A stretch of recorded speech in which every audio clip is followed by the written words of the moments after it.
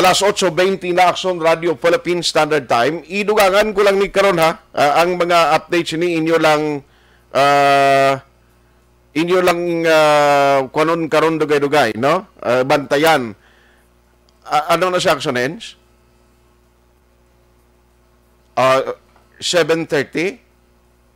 7:30? May 7:30? 8:30. Sige. So, inunayari sa aton nga linya, mayor sang Cadiz, singagawon ko ng aksyonen. Nabawon ko lang.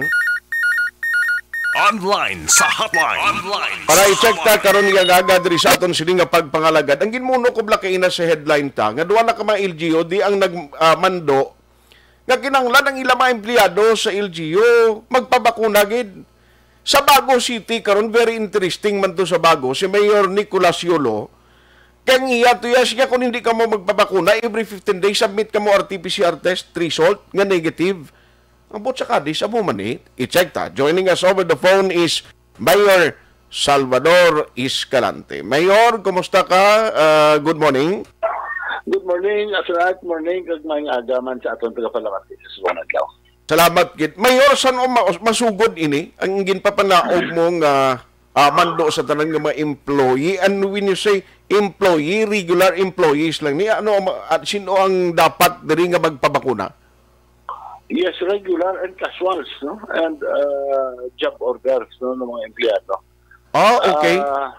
Yes, so ang amon di subong action art na scheduling sang reporting sang mga empleyado dito office is every other week. 15 days kami di. Okay. 15 days a month kami, no? Just to be safe, no, sa aton COVID. Sa weekly namon na reporting every other week. Kadako sang nabulig, no, sa pag-prevent sang spread sang COVID, no, sa offices namon sa Cadiz. So in this case, ang matabo sini, let's say day 1 is Monday, no, of the month. Okay. So, report ka, then sa second week on the 8th day, hindi ka na mag-report. The following week, no? So, bali weekly. Ang matabo sini sa akong order is, kung imo schedule day 1, kag wala ka nagpa-swab, wala ka nagpa-vaccine, submit ka sa nimo RT-PCR test or rapid test, no? Kasi mas bulo barato ng rapid, though more or less 95-98% accurate man siya. Gani, ang rat natin, rapid test natin. So, anyway, submit ka, then you can go to work. No? Okay. So, kay 1 week mo lang imo duty, so that's good for 5 days. Sa pitsa 15, kinabalik ka naman, 5 days, second week, hindi ka mag-report, balik ka on the 15th. Submit ka naman liwat. So, twice a month ka mag-submit. Pero dali lang, ining RT-PCR test, kag kunano man dira nga pamagi nga makapa-swab test ka man o kung nanong ginaalaw ninyo, ikaw niya ma-shoulder sa kagastuhanan? Yes, ikaw shoulder. Ikaw shoulder. Damo man din mga laboratory sa Cadiz. May mga gani mabuhi ng mga laboratory. Mga private laboratories. What pa na? Pero kung why kaya mabakunahan kag hindi ka mag-obligar sini, then hindi ka pwede mag-report sa office. Hindi ka mag-report. Hindi ka mag-report. According to Dolly, you can always use your leave credits. Hindi ka magpapis na leave credits lang. Kung maubos na, no work, no pay na. Diba si may manawag si mo niya mayor, supporter mo ko. At supporter ko man sila ang sobra 4,000 ka empleyado, casual ka regular sa Cadiz. Supporter man na sila sa taran. Okay lang. Siling mo, galing kita, supporter ta ka, pero hindi pwede ni makuha naton, marisgo ang ikayong lawas, kag ang vaccination, nga dapat obligado, galis na mayor? Yes, correct na siya. No? If we talk politics sa public health, no, hindi man na siguro pwede kay kumo supporter ta kaya may COVID kasi ika na report. Hindi naman na yung tutuod. Pero in a way, maumpisa ni sabay December, mayor. December 1 kami masugod. That's according to mando sa atong presidente. Sir, ano ginang main reason nga naka-come up ka dira sa Cadiz sa sining desisyon? Mga pila ka percentage out of the total employees ang wala mabakunahan now? Actually, due time naman lang. And I heard some of them may mga comorbidities na nahadlok na na-adlock sila kay kay diabetic sila, may hypertension sila, may whatever, no?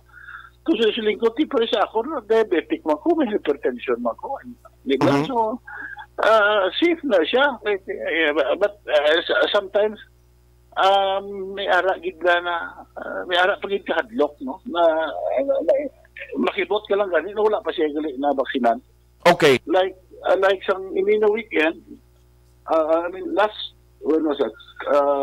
Friday, last Wednesday, sa Wednesday lang, nahatag din si Senator Bongo ng assistance to frontliners, barangays, no?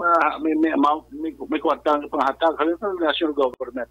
So, tanan na PHW and barangay tanlods were included sa lista. Okay. Nakibot ko Action Art. May isa pa yung galing ka barangay na tanan yung na PHW. Wala pa yan na-vaccinate. Ay, abaw. Sila kung tani supposedly, mabulig educate sa tao. Kaya gani, doon ko na ano man, ayo na mayor, kaya mo ni Mer, lingkot si makalugo, 3 mil to kipagmatag. Lingkot si hatak ko na lang sa iba ng 3 mil, na mo mga pangayos. Tiwai to sila kabaton gali isang gas assistance to? Gas assistance, so. Ongoing man ang vaccination sa city. Wala mo na yung contact, may isa kami kabinyo na ginallocate na niya. Wala lapot sa mga field work, sa mga vaccination team natin sa mga barangay. Nag-house to house kita to, galakat kita to. Pila nagdamo, nagpila, sobra 1,000 na for that day, naglapot kami 1,000, sa isa lang kaside because ini sila. So in other words, ay political will mo na mo. I mean, you know, gusto ka mo maglagaw, gusto ka mo magkanto o wherever, pero hindi ka mo magpabaksin. Hindi na pwede. Kasi ilan namin. Amo na subong ang hublas na kabatuoran. Mabaksin kita para ma-reach na ito na ginatawag na herd immunity. Pero when you talk about percentage and jutay nilang, mga pila ka percent ni siya ang nabilin nga why mabakunahan ng mga employees? Actually, may lista ako. Pag sa opisina, no? No problem. Mga 62 naman lang ni Slakbino, o 68. Gamay na lang. Out of 800 permanent employees, 8% sabi, no? Okay. So, mga casuals ko, Senate order, mga job order, mga muna, siguro mga less than 50. Yung time naman lang sila. Yung time naman lang sila actually. So hopefully, pero kung halimbawa, nung isa ka employee karon may advice ng doktor nga hindi gitsaya, that is excuse man. One lang, medical certificate, dala lang siya from her doctor. I-work at home na siya. Okay. So anyway, ga-expect kami nga ang imo sini nga mando sa bulan sa Disyembre kabay pang magaserbi maning isa ka maayo nga result sa ulihi para dira sa inyo syudad sa Cadiz. Pero mga residente mo daya vaccination sa Monday na ma-start. Kumusta ang preparasyon ta, Mayor? Well, actually complete. May ari ko din dilemma actually, no. Right now, siguro, urban center naman, 50% vaccinated naman. Okay. Yung urban center, kasi lapit na din, city health and everything, the early facilities. No? Ang barangays, average siguro naman, mga 35 to 40% naman. No? But we have barangays na, may lista ko din sa barangays, 22 barangays na lang. May lista ko din sa mga barangays na ranking ko, no? Sinong pinakadamo, sinong pinakagutay. So, ang pinakakuligot, may listahan ko diya sang 0 cases ng mga barangay. I see. Alin pagsugod ni COVID, wala ginatuyan na lapot, kina sa public. Iling mga kuligot, Action Art, ang muna siya number 1, number 2, number 3 man 0 cases. Sigon na bang kuton ng mga tao, wala ka mo vaksin. Kaya para sa COVID ni, ang sabatsi mo, Mayor, nano na ang COVID ha? Wala mang COVID. Ay, sus. Gali. Anyway. Paano mo explicar? So, kinanglan guru education campaign sila. No, hulat na namon, Mayor, kag i-update namon ini. Sunod niya nga si Mana. Anyway, thank you gid sa imo time ginatag karon nga agad diri sa Action Radio Bacolod, sir. Yes, thank you. Anytime, just let me know. Ma-report na si Bakanginan sa pagi sa imo stasyon. Salamat. Good morning, gid Mayor Bading Escalante. Action Hotline. Alas 8:30.